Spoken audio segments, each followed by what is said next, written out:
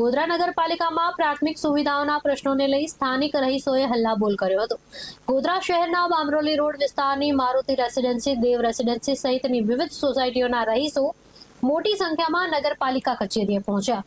રહીશોના જણાવ્યા મુજબ વિસ્તારમાં રોડ, રસ્તા, સફાઈ સહિતની પ્રાથમિક સુવિધાઓના જે પ્રશ્નો છે તે લાંબા સમયથી યથાવત છે। વારંવાર રજૂઆત છતાં સમસ્યાઓનું નિરાકરણ ન આવતા રહીશોમાં રોષ જોવા મળ્યો હતો। રહીશોએ એવો પણ આક્ષેપ કર્યો હતો કે ચૂંટાયેલા વોર્ડ સભ્યો છે તેમને રજૂઆત કરવા માટે સંપર્ક કરવા છતાં તેઓ મળતા નથી, જેના પગલે રહીશોએ નગરપાલિકા પ્રમુખ સમક્ષ પોતાની સમસ્યાઓ રજૂ કરી તાત્કાલિક રોડ, રસ્તા અને સફાઈ સહિતના પ્રશ્નો ઉકેલવાની માંગ કરી હતી।